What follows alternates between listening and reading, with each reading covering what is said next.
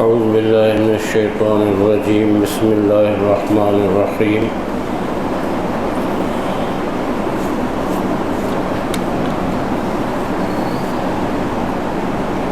وَإِذْ قَتَلْتُمْ نَفْسًا فَادَّارَأْتُمْ فِيهَا وَاللَّهُ مُخْرِجٌ مَا كُنْتُمْ تَكْتُمُونَ۔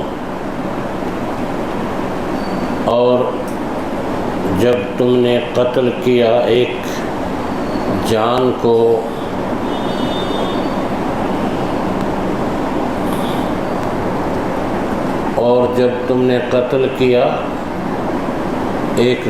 کو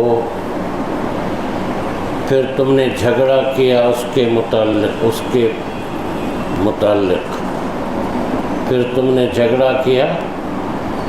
اس کے متعلق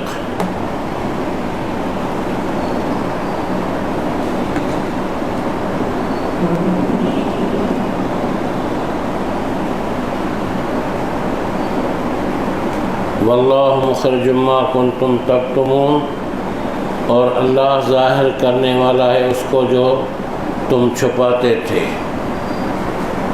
اور اللہ ظاہر کرنے والا ہے اس کو جو تم چھپاتے تھے۔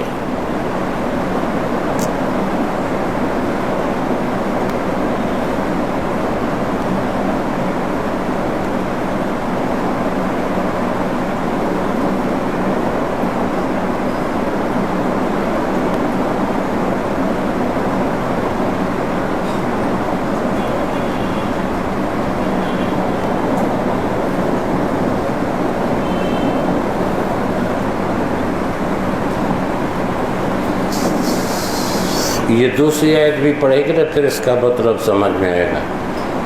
فَقُلْنَا اضْرِبُوهُ بِبَعْضِهَا كَذَلِكَ يُحْيِي اللَّهُ الْمَوْتَىٰ وَيُرِيكُمْ آيَاتِهِ لَعَلَّكُمْ تَعْقِلُونَ۔ تو ہم نے کہا تم مارو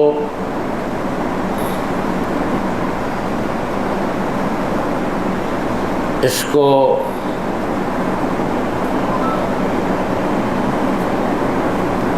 ببعضها، گائے لکھو، گائے بریکٹ میں، مارو اس کو اس گائے کے کچھ حصے کو، اس گائے کے کچھ حصے کو،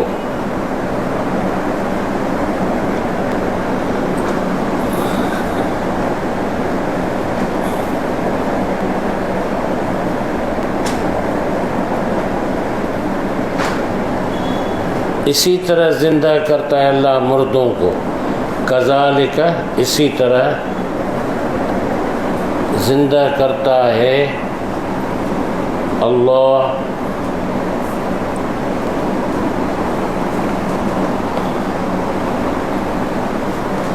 مردوں کو،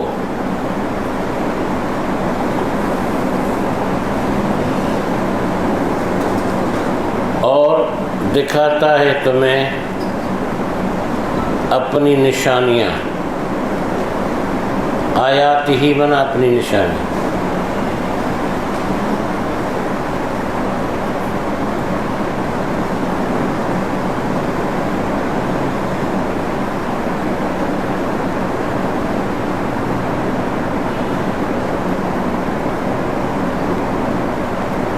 تاکہ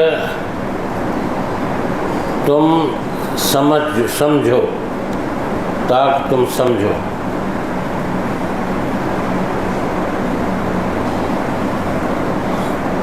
اس کا اجمالی خلاصہ جس کو کہا جائے وہ کل گزر چکا ہے۔ اس کی تھوڑی سی تفصیل ان دو آیتوں میں آئی ہے کہ جب تم نے انسان کو قتل کیا تو ہر آدمی اپنے دفاع میں دلیلیں دیتا رہا کہ میں نے نہیں کیا، میں نے نہیں کیا، میں نے نہیں کیا۔ پھر اجتماعی طور پر ان سے ایک اس وقت کے رواج کے مطابق قسم لیا گیا کہ گائے جو ذبح کی گئی ہے اس کے خون پر ہاتھ رکھ کر کے اور یہ کہیں کہ یہ ہم نے نہیں کیا ہے، اللہ تعالیٰ اس کے ذریعے سے اس بات کو جو تم نے چھپایا تھا اس کو نکالنے والا ہے، یعنی نکال دے گا، ظاہر کر دے گا۔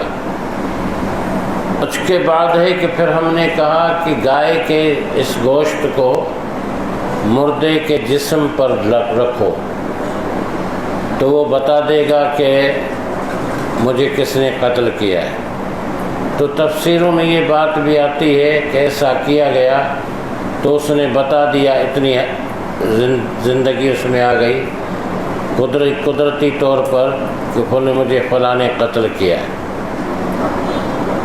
اللہ تعالیٰ نے فرمایا کہ اسی طرح اللہ مردوں کو زندہ کرتا ہے۔ اگر ایک گوشت لگنے سے مردہ بول اٹھتا ہے تو پھر اللہ تعالیٰ اپنے حکم سے مردوں کو کیوں نہیں زندہ کر سکتا؟ وہ بھی تو اللہ کی مخلوق، وہ بھی اللہ کی مخلوق ہے، اور تمہیں اپنی نشانیاں اللہ دکھاتا ہے تاکہ تم سمجھ جاؤ۔ ایک روایت یہ، دوسری بات یہ ہے کہ حالانکہ اس کے الفاظ ظاہری جو ہے اسی کی طرف اشارہ کر رہے ہیں۔ دوسری بات یہ ہے کہ بعض مفسرین کہتے ہیں کہ اس میں خود آیت میں ابہام ہے، کلیئر نہیں آیت کا مقصد، تو اس کا مطلب یہ ہے کہ اس گائے کے گوشت کو مردے کے پر رکھ کر کے تم قسم کھاؤ کہ ہم نے یہ قتل نہیں کیا ہے۔ پھر جو قسم نہیں کھائے گا وہ مجرم قرار پائے گا، اس کو پھر کیا صفائی پیش کرنی ہوگی، یہ ایک دوسرا مرحلہ ہے۔ اسی طرح اللہ تعالیٰ مردوں کو زندہ کرتا ہے کا مطلب ہے کہ انسانی زندگی کی حفاظت کا سامان اللہ تعالیٰ کرتا ہے، اور جو قرآن میں دوسری جگہ فرمایا ہے کہ من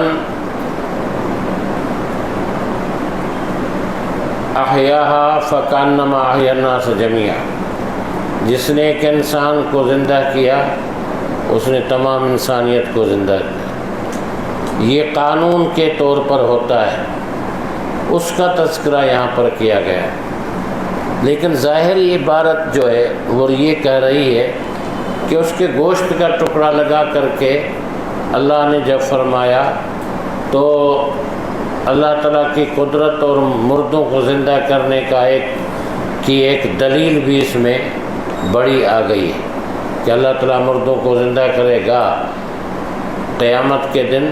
تو اب اس انکار نہیں ہے کہ گوشت کا ٹکڑا مردے پر لگ گیا تو بول اٹھا، زندہ ہو گیا تھوڑی دیر کے لیے، تو اللہ تعالیٰ قادر ہے کہ سب مردوں کو زندہ کر دے۔ ٹھیک ہے، ثم قست قلوبکم من بعد ذلک فہی کالحجارۃ واشد قسوۃ وان من الحجارۃ لما يتفجر منه الانہار وان منها لما يشقق فيخرج منه الماء وان منها لما يهبط من خشية الله وما الله بغافل عما تعملون۔ ترجمہ، پھر سخت ہو گئے تمہارے دل، پھر سخت ہو گئے تمہارے دل،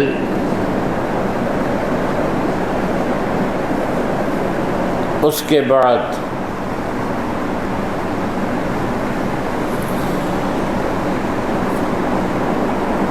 من بعد ذالک من، اس کے بعد فہی کالحجارۃ، تو وہ ہیں پتھروں کی طرح، تو وہ ہیں پتھروں کی طرح،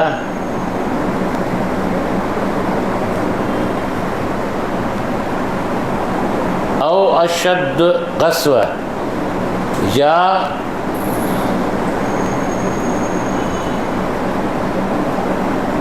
زیادہ سخت ہیں وہ یا زیادہ سخت ہیں، یعنی پتھروں سے بھی زیادہ سخت ہیں۔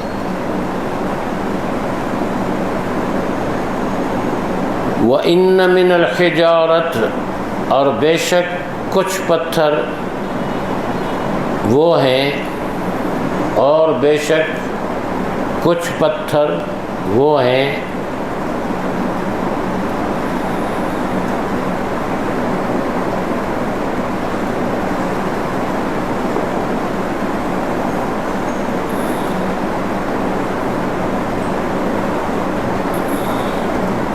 یتفجر من الانہار،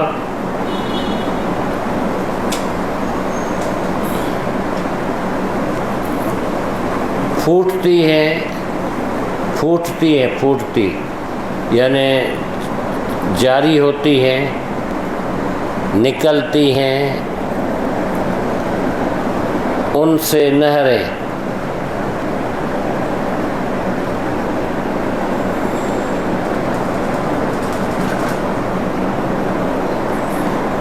وَإِنَّ مِنْهَا لَمَا يَشَّقَّقُ، اور بے شک کچھ ان میں سے وہ ہیں، اور بے شک کچھ ان میں سے وہ ہیں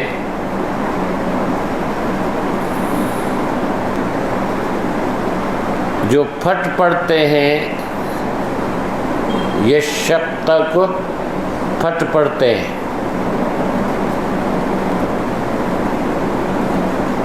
تو نکلتا ہے ان سے پانی۔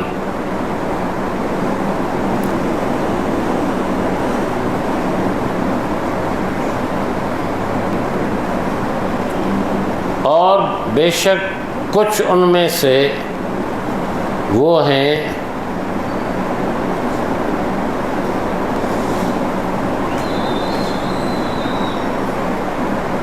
جو گر پڑتے ہیں، یا بت جو گر پڑتے ہیں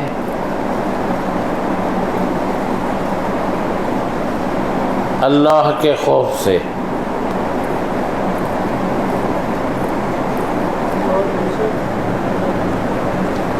وَإِنَّ مِنْهَا لَمَا يَهْبِطُ، اور بے شک ان میں سے، اور کچھ ان میں سے وہ ہیں جو گر پڑتے ہیں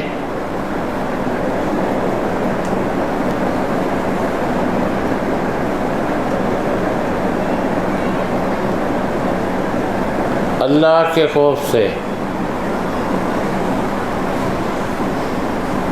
اور اللہ بے خبر نہیں ہے اس سے جو تم عمل کرتے ہو، اور اللہ بے خبر نہیں ہے اس سے جو تم عمل کرتے ہو۔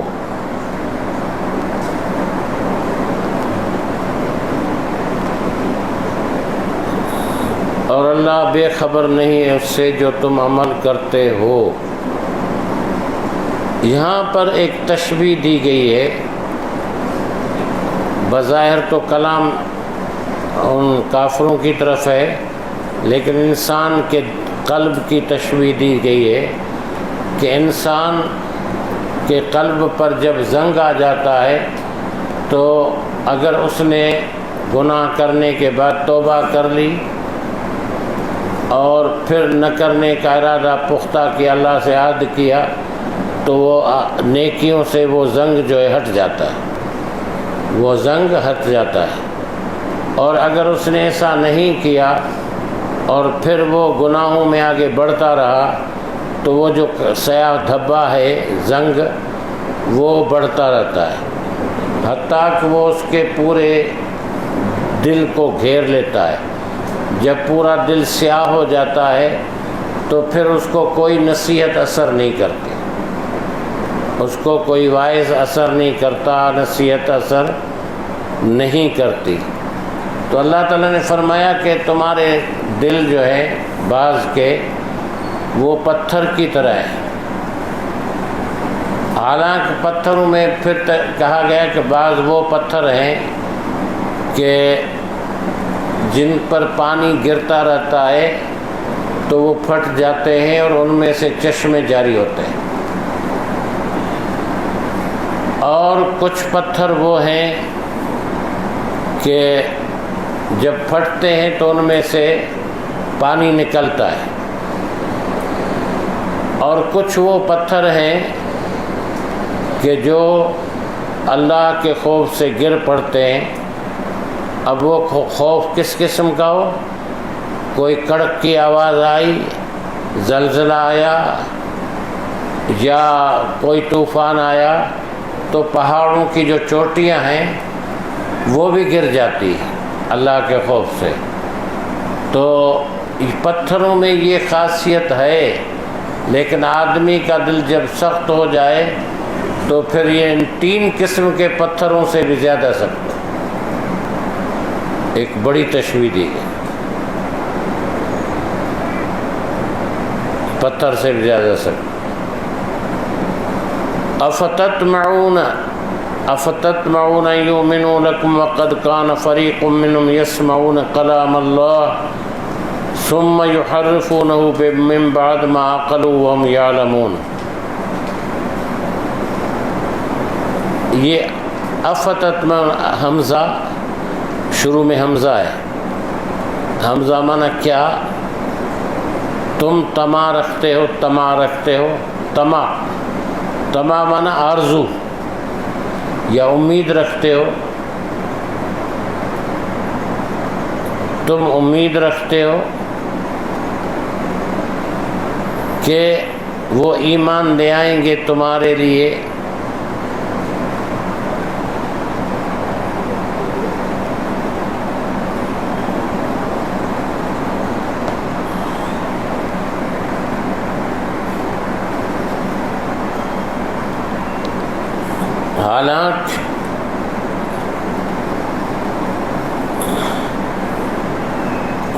حالانکہ بے شک ان میں سے ایک فریق تھا، حالانکہ بے شک ان میں سے ایک فریق تھا، حالانکہ بے شک ان میں سے ایک فریق تھا، ایک فریق معنی گروہ، ایک گروہ تھا جو سنتے تھے اللہ کا کلام،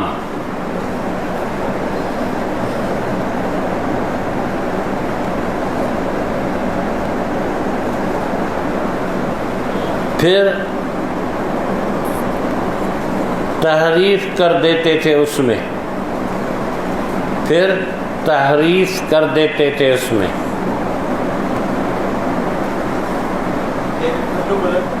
تحریف ہاں رد و بدل، تعریف منا رد و بدل، رد و بدل کر دیتے تھے اس میں،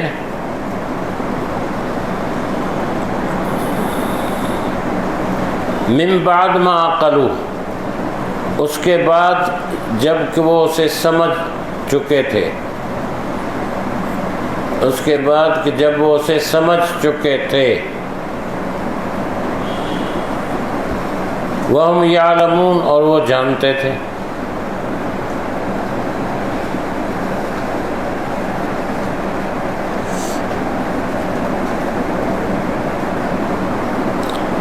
یہ یہودیوں کے متعلق ہے، آیت کا مفہوم ہے کہ مسلمانوں سے کہا جا رہا ہے کہ تم یہ امید رکھتے ہو کہ یہ تمہارے کتاب اور تمہارے دین پر ایمان لے آئیں گے، اس لیے کہ تمہارا یہ گمان ہے کہ ان کے پاس پہلے سے کتاب توریت موجود ہے، یہ اہل کتاب ہیں، پڑھے لکھے ہیں، اپنے آپ کو مذہبی کہتے ہیں، لوگوں کو دین پڑھاتے اور سکھاتے ہیں، تو ان کو تو سب سے پہلے اس قرآن کو ماننا چاہیے تھا، سب سے پہلے رسول اللہ کو ماننا چاہیے تھا، سب سے پہلے اس دین کو قبول کرنا چاہیے تھا۔ یہ تمہاری آرزو ہے، یہ تمہاری امید ہے۔ اللہ فرماتا ہے کہ یہ تمہاری امید جو ہے ان کے متعلق تمہارا خیال تو صحیح ہے، لیکن ہے ایسا نہیں ہے۔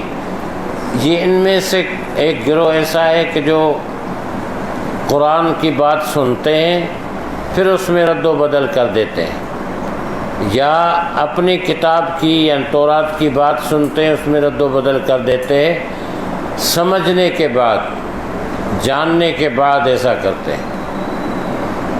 تو یہ تمہاری جو امید ان کے ساتھ ہے وہ جو ہے وہ اس کا کوئی نتیجہ تمہاری ذہن کے مطابق نہیں نکلے گا۔ وَإِذَا لَقُوا الَّذِينَ آمَنُوا قَالُوا آمَنَّا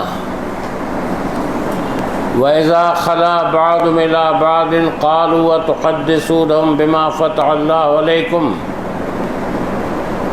لِيُحَاجُّوكُم بِهِ عِندَ رَبِّكُمْ أَفَلَا تَعْقِلُونَ۔ اور جب ملتے ہیں ان لوگوں سے جو ایمان لائے، اور جب ملتے ہیں ان لوگوں سے جو ایمان لائے تو کہتے ہیں کہ ہم بھی ایمان لائے ہیں، تو کہتے ہیں کہ ہم بھی ایمان لائے ہیں۔ اور جب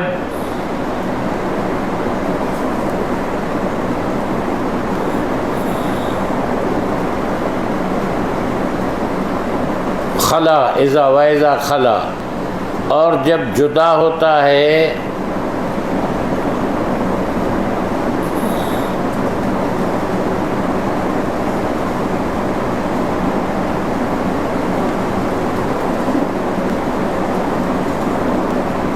ان کا بعض کے ساتھ، جدا ہوتا ہے ان کا ایک کسی ایک کے ساتھ، یہ منافقین کی بات ہے، تو کہتے ہیں جب جدا ہوتا ہے ان کا ایک کسی ایک کے ساتھ، کچھ لوگوں کے ساتھ جدا علیحدہ جب ہوتے ہیں تو کہتے ہیں آپس میں کہ تم بیان کرتے ہو ان سے جو کھولا ہے اللہ نے تم پر، جو کھولا ہے اللہ نے تم پر، تاکہ وہ حجت کریں تم پر اس کی وجہ سے، تاکہ وہ حجت کریں تم پر اس کی وجہ سے،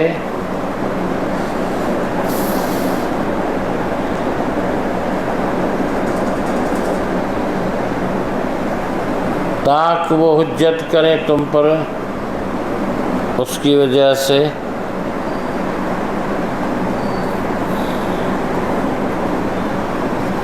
تمہارے رب کے پاس۔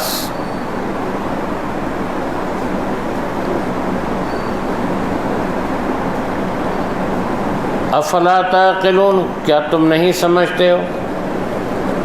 افلا تعقلون، کیا تم نہیں سمجھتے ہو؟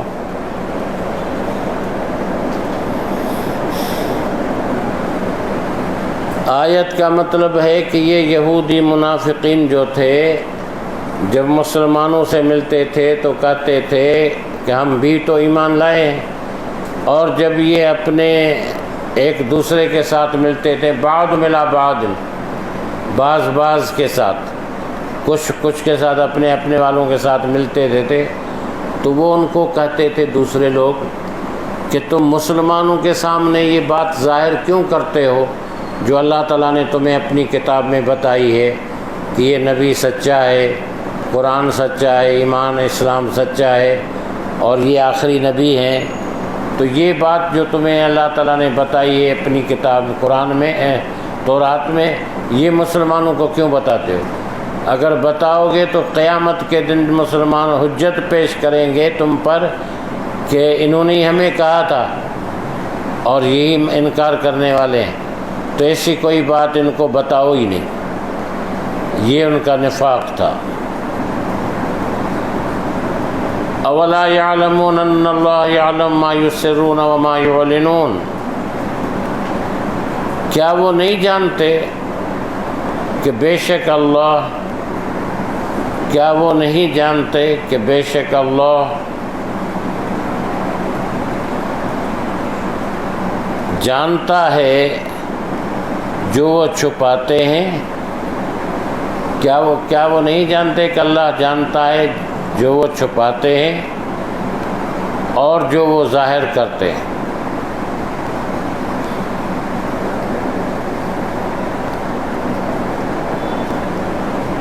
یعنی یہ ایک دوسرے کے کانوں میں چپکے سے کہتے ہیں کہ مسلمانوں پر یہ راز ظاہر نہیں کرو، تو کیا وہ اللہ سے بھی یہ چھپاتے ہیں چھپ سکیں گے؟ اللہ تعالیٰ تو وہ جو چھپ کر کے باتیں کرتے وہ بھی جانتا ہے، جو ظاہر کرتے ہیں وہ بھی جانتا ہے۔ اللہ مسلمانوں کو بتا دیتا ہے وحی کے ذریعے سے۔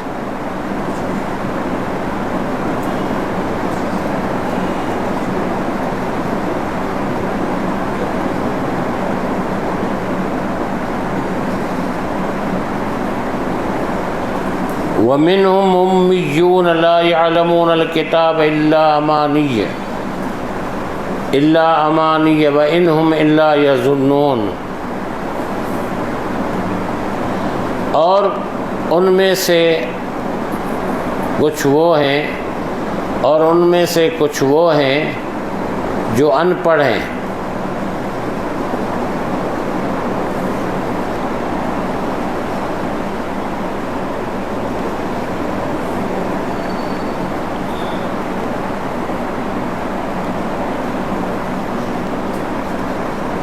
نہیں جانتے وہ کتاب کو مگر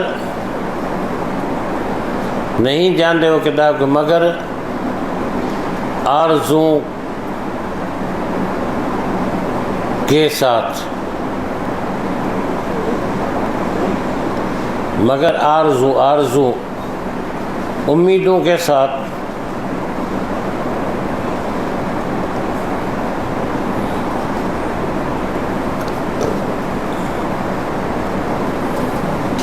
وَإِنْهُمْ إِلَّا يَظُنُّونَ، اور نہیں ہے وہ مگر گمان کرتے، ہیں۔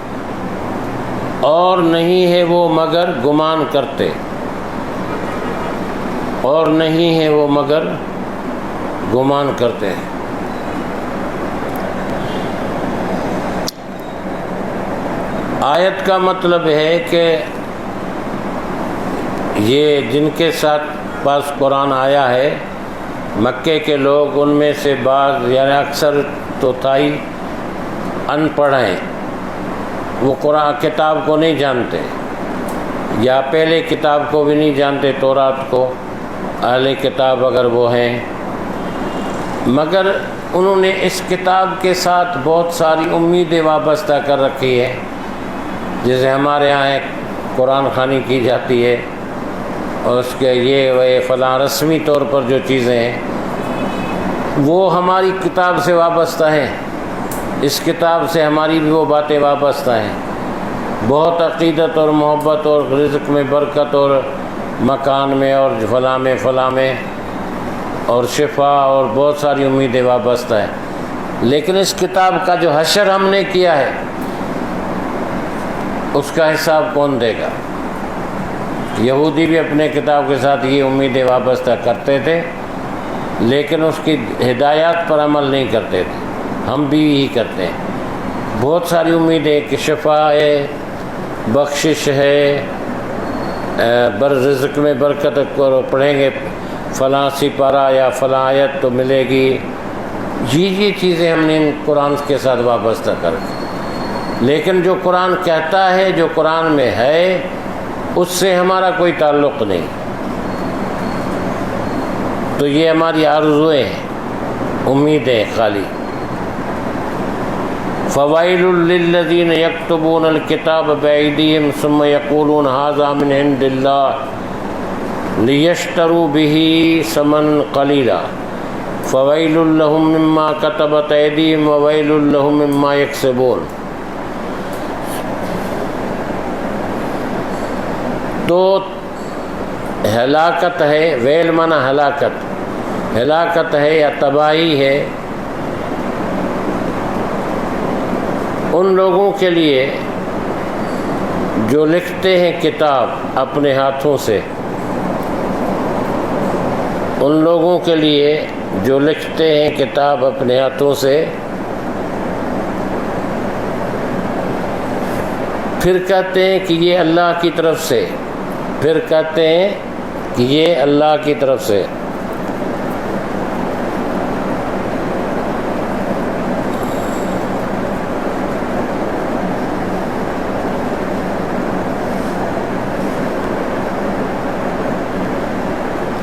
تاکہ وہ لیں، لیشترو، تاکہ وہ لیں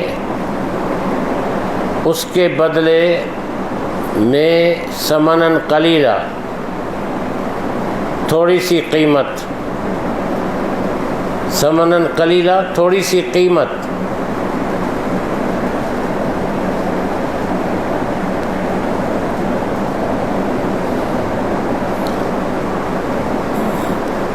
تو ہلاکت ہے ان کے لیے۔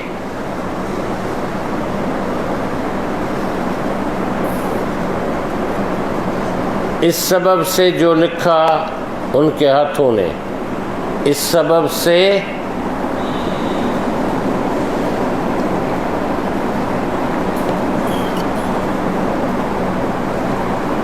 جو لکھا ان کے ہاتھوں نے،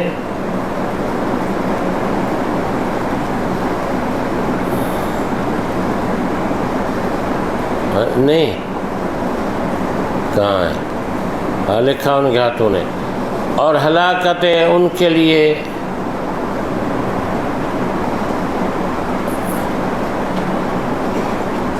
اس سبب سے جو وہ کماتے ہیں۔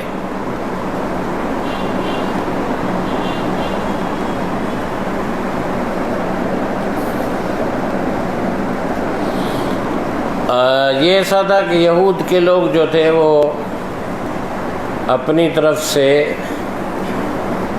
تورات میں رد و بدل کرتے تھے اور لکھ کر کے ان پڑھ لوگوں کو بتا دیتے کہ یہ دیکھو کتاب میں لکھا ہوا ہے، تاکہ وہ ان کے ذریعے سے وہ اپنے تھوڑی سی قیمت لے لے، تھوڑی یا زیادہ، وہ سب تھوڑی ہے۔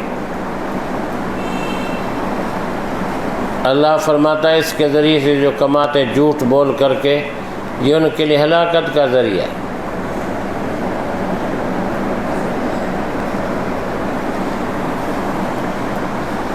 اب اس میں بہت ساری باتیں، ہم نے اصل قرآن کو چھوڑ دیا اور سنت کو، حدیث کو، بہت ساری کتابیں ہم نے لکھی ہیں۔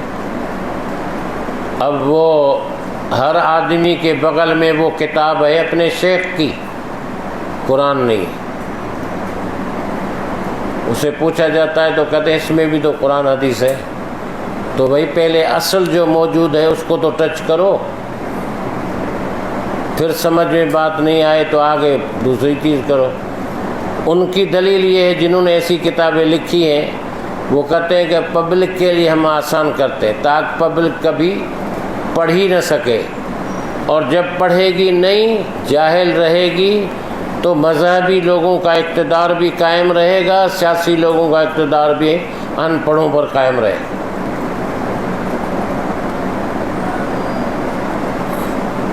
اب تو شاید ایسا نہیں ہے، لیکن آپ دیکھیں گے کہ جو نام لوں گا تو پھر غلط بات ہو جائے گی۔ سب کے پاس ایک کتاب ہے اپنی، قرآن نہیں ہے۔ وہ اس کتاب کو اتنا چاہتے جو قرآن کو کبھی نہیں چاہتے، حدیث کو کبھی نہیں چاہتے۔ وہ کہتے ہیں کہ اس میں بھی قرآن و حدیث ہے۔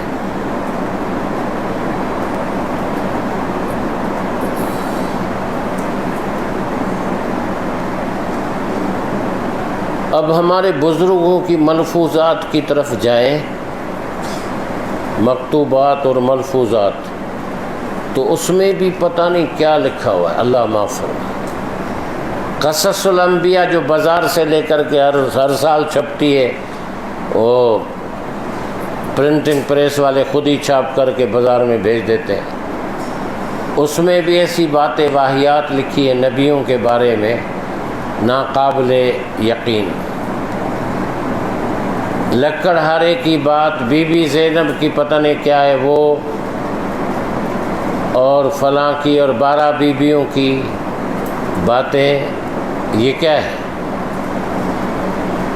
لوگوں کے وہم توہمات، وہم میں پڑنا، وہ جو پہلے میں نے بتایا تھا، ہر درس میں بتاتا ہوں کہ ہم جب تیسری جماعت میں پڑھتے تھے، 50 سال 60 سال پہلے کی بات ہے نا، تو اسکول میں ہمارے استادوں نے، ماسٹروں نے ہم سے لکھوایا تھا، وہ جو شیخ احمد نے روضہ رسول پر خواب دیکھا تھا کہ امت گمراہ ہو رہی ہے، اس کے لیے یہ کرے وہ کرے، جو اس کو چھاپ کر کے تقسیم کرے گا اس کو جو ہے وہ فائدہ ہوا، فلاں آدمی نے چھاپ کر کے تقسیم کیا، اس کا کاروبار چل گیا، فلاں کو 30 لاکھ ملے، فلاں کو 50 لاکھ ملے، اور جس نے انکار کیا فلاں کا نقصان ہوا، فلاں کا نقصان ہوا۔ اب اس کو پھیلایا، ابھی گزشتہ 1-2 سال تک بھی یہ چل رہا تھا، کہیں نہ کہیں ابھی بھی ہے۔ یہ کیا قرآن سے لوگوں کا اعتقاد ختم کرنے والی بات، حدیث سے اعتقاد ختم کرنے والی بات، اللہ رسول نے جو فرمایا اسے ختم کر۔ ان خوابوں پر دنیا ہے کیا؟ خواب کیا چیز ہے؟ کچھ نہیں۔ تحقیق کی گئی تو شیخ احمد نام کا کوئی آدمی نہیں ہے ادھر جو رسول اللہ کے جھاڑو دیتا ہو روزہ اطہر کو، تھا ہی نہیں۔ ایسی ایسی جعلی باتیں ایسی لکھی جاتی ہیں۔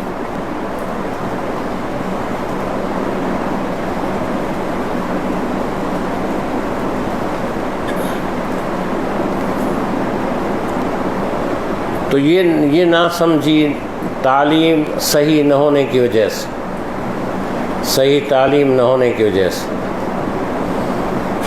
چلیں، وَقَالُوا لَن تَمَسَّنَا النَّارُ إِلَّا أَيَّامًا مَّعْدُودَةً قُلْ أَتَّخَذْتُمْ عِندَ اللَّهِ عَهْدًا فَلَن يُخْلِفَ اللَّهُ عَهْدَهُ أَمْ تَقُولُونَ عَلَى اللَّهِ مَا لَا تَعْلَمُونَ۔ اور انہوں نے کہا کہ ہرگز ہمیں آگ نہیں چھوئے گی، ہرگز ہمیں آگ نہیں لگے گی یا نہیں چھوئے گی،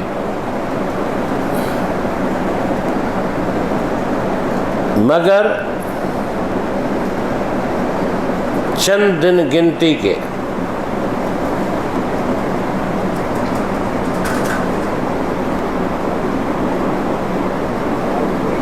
مگر چند دن گنتی کے۔ اور انہوں نے کہا کہ ہمیں ہرگز آگ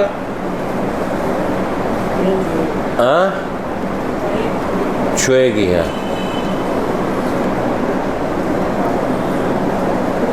چھونا جو ہوتا ہے مطلب ہاتھ لگانے یا مس کرنے کو کہتے ہیں نا، ٹچ کرنے کو کہتے ہیں،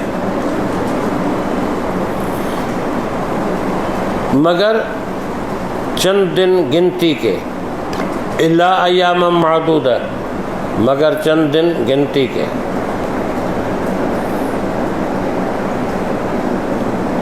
آپ کہہ دیں کیا تم نے اللہ سے عہد لیا ہے؟ آپ کہہ دیں کیا تم نے اللہ سے عہد لیا ہے؟ تو آپ کہہ دیں کیا تم نے اللہ سے عہد لیا ہے، تو ہرگز اللہ اپنے عہد کے خلاف نہیں کرے گا۔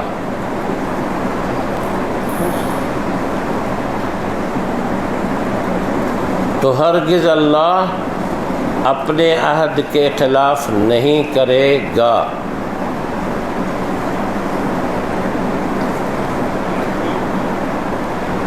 تو ہرگز اللہ اپنے عہد کے خلاف نہیں کرے گا۔ یا تم کہتے ہو اللہ پر وہ بات جو تم نہیں جانتے۔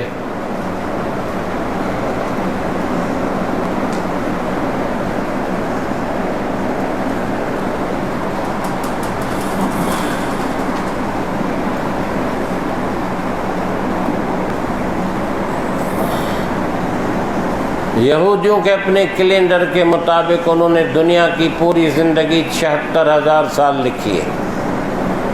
76,000 سال، 76 1000 ایئر، یہ ان کا کیلنڈر ہے، اور کہتے ہیں کہ اول تو یہودی کوئی دوزخ میں جائے گا ہی نہیں، اگر گیا بھی تو چند دن کے لیے جائے گا۔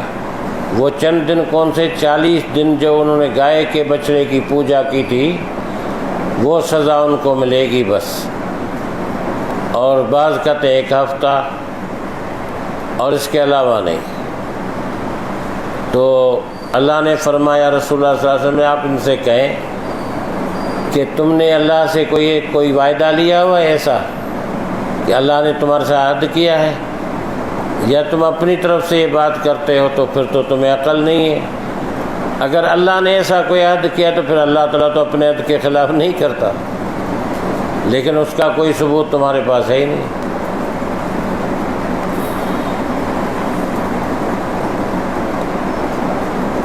بلا من کسب سیئۃ واحاطت بہ خطیئۃ فاولئک اصحاب النار هم فیہا خالدون۔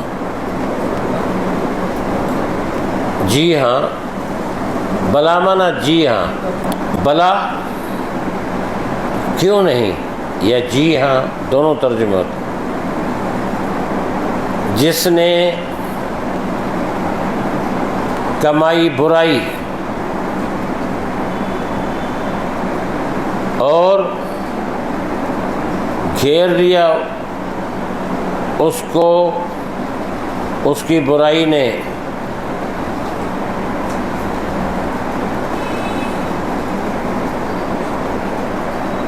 تو وہ دوزخی ہے۔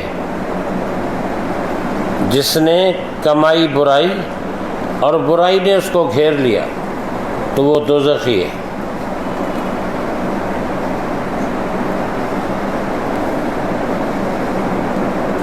وہ اس میں ہمیشہ رہیں گے، ہم فیہا خالدون، وہ اس میں ہمیشہ رہیں گے۔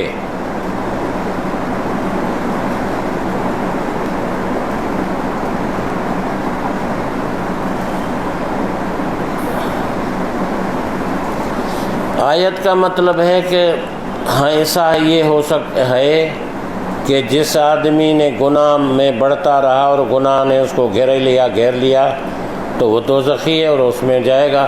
اس میں سب سے بڑا گناہ شرک ہے اور کفر ہے۔ والذین آمنوا وعملوا الصالحات اولئک اصحاب الجنہ ہم فیہا خالدون۔ اب یہ ٹکڑا اس کے برعکس آیا ہے، اور جو لوگ ایمان لائے اور نیک عمل کیے، اور جو لوگ ایمان لائے اور نیک عمل کیے،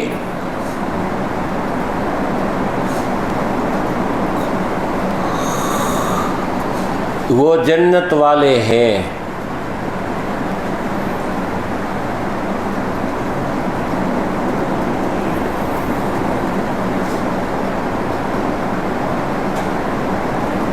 اصحاب الجنت مانا جنت والے، اصحاب الجحیم مانا دوزخ والے۔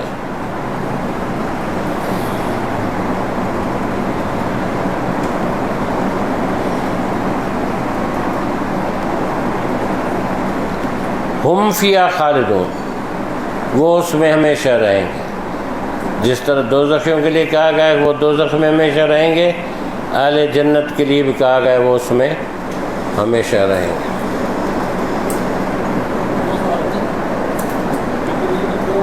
تلاوت کرتے ہیں یہودی جو تلاوت کے لیے لکھتے ہیں، تو آج کے دور میں یا جو 14 سال سے تفصیل لکھی جاتی ہے، اس کے مطلب کیا ہوتا ہے؟ الگ الگ تفصیل لکھی جاتی ہیں، مطلب لکھے جاتے ہیں۔ تفسیر لکھنا تو کوئی منع نہیں ہے نا، وہ تو وہ لکھتے تھے جو ان کے بڑوں سے کہتے تھے کہ دیکھو ہمارے تورات میں تو لکھا ہوا ہے کہ وہ نبی تم میں سے آئے گا، یہودیوں میں سے ہوگا، فلاں ہوگا فلاں ہوگا، یہ اس قسم کی بات ہے۔ اور آج بھی اگر کوئی تفسیر میں اپنی طرف سے رد و بدل کرتا ہے تو اس کا عذاب بھی یہی ہے۔ اس لیے ہر تحریر، ہر تقریر، ہر تدریس، ہر فتویٰ ہر بات کو قرآن کی کسوٹی پر دیکھو اور صحیح حدیث پر، جو قرآن کے مطابق ہے وہ آمنا صدقنا، اور جہاں تھوڑا سا ہٹ گیا قرآن سے اور حد صحیح حدیث سے پھر نہیں ہے۔ اچھا آپ یہ کہیں گے کہ سبھی تو یہ کہتے ہیں کہ قرآن حدیث ہے، لیکن وہ تعویل کر کے کہتے ہیں، تعویلوں سے کہتے ہیں۔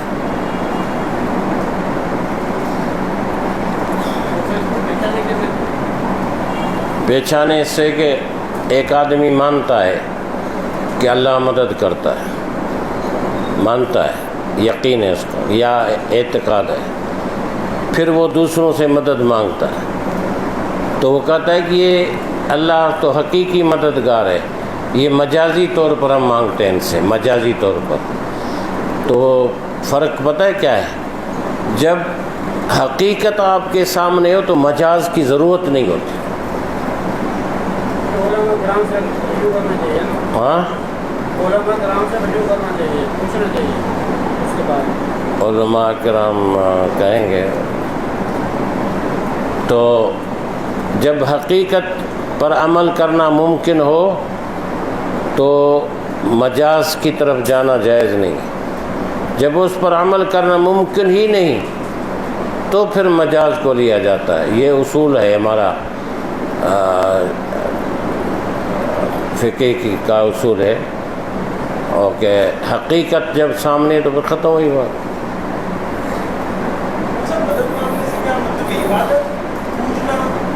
ہاں مدد مانگنے سے آپ نے جو بات کی، اس کا مطلب کیا ہے؟ پوچھنا، عبادت کرنا، یا مدد عام لفظوں میں ہم جیسے کہتے ہیں کہ یہ پیسے والا ہے غریب کی مدد کر دے، اس سے مراد آپ کی؟ ایک مدد ہے اسباب کے تحت، ہم جو ایک دوسرے کی مدد کرتے ہیں، کہتے ہیں مدد کرنی چاہیے، اسباب ہے، اسباب کے تحت۔ ایک زندہ آدمی سے میں کہتا ہوں میری مدد کرو، کر سکتا ہے، لیکن اب ایک آدمی کہیں مشرق میں مغرب میں ہوا، میں اللہ کے سوا اس کو پکاروں کہ میری یہاں مدد آ کے کرو، کس طرح ہے؟